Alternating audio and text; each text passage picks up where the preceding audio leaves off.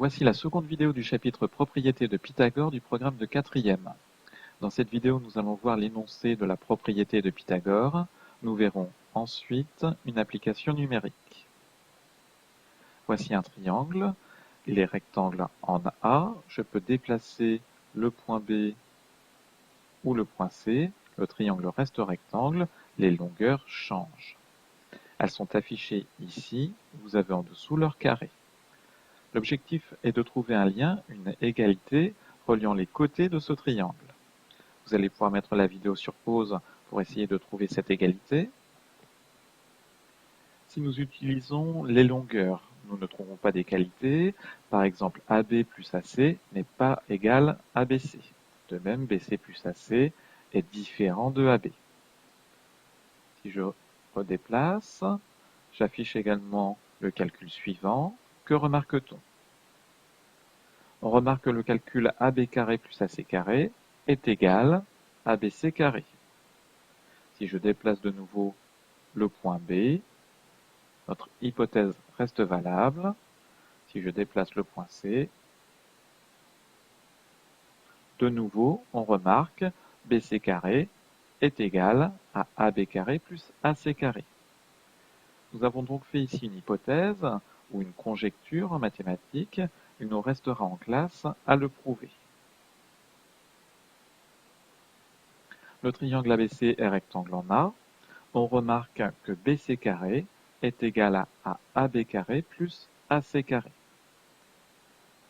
Nous avons vu dans la vidéo précédente, la longueur BC correspond à l'hypoténuse. Donc nous avons l'hypoténuse au carré qui est égale à la somme des carrés des deux autres côtés. C'est l'énoncé de la propriété de Pythagore ou du théorème de Pythagore. Dans un triangle rectangle, le carré de l'hypoténuse est égal à la somme des carrés des deux autres côtés.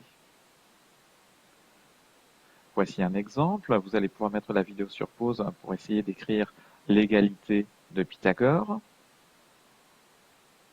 Nous avons donc un triangle rectangle ALI, rectangle en A. Première étape, je vous conseille de repérer l'hypoténuse. L'hypoténuse est le côté LI.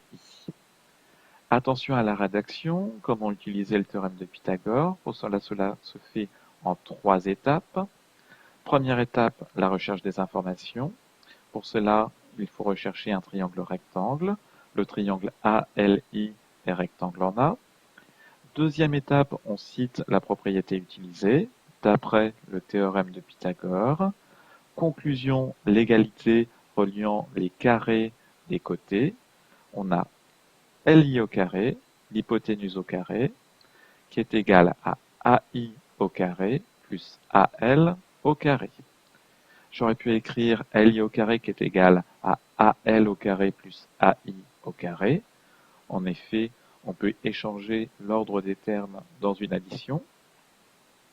J'aurais pu écrire IL au carré au lieu de LI au carré. Nous avons un triangle AYZ rectangle en Z. L'objectif est de calculer la longueur AY. Pour cela, nous allons utiliser le théorème de Pythagore. Première étape, recherche des informations. Nous avons besoin d'un triangle rectangle, ce qui est bien le cas ici. Le triangle AYZ est rectangle en Z. Deuxième étape, je cite la propriété utilisée. D'après le théorème de Pythagore, on a. J'écris l'égalité reliant les carrés des côtés. L'hypoténuse est le côté AY. J'obtiens l'égalité suivante. AY au carré égale AZ au carré plus YZ au carré. Donc là, nous avons utilisé le théorème de Pythagore. Voyons maintenant l'application numérique permettant de calculer la longueur AY.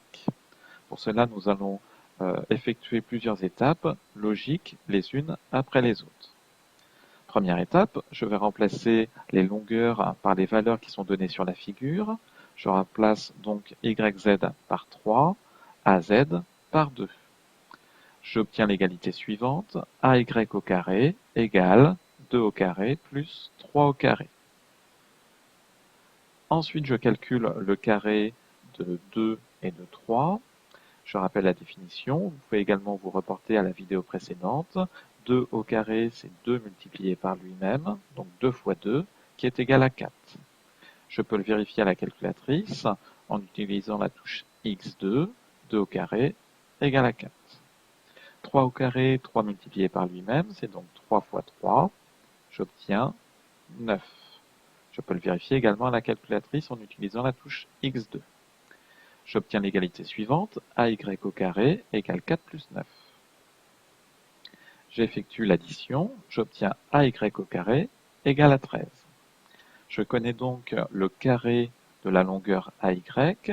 Comment faire pour retrouver la longueur AY? Pour cela, je passe à la racine carrée. Pour calculer une valeur approchée de racine carrée de 13, j'utilise de nouveau la calculatrice. Je tape sur les touches seconde x2. La touche racine carrée apparaît de 13. J'obtiens la valeur exacte qui est racine carrée de 13. Une valeur approchée est la suivante. On me demande de l'arrondir au centième, c'est-à-dire 2 chiffres après la virgule. La réponse est donc 3,61, car le chiffre d'après est un 5. Donc j'arrondis au supérieur. AY égale 3,61 cm.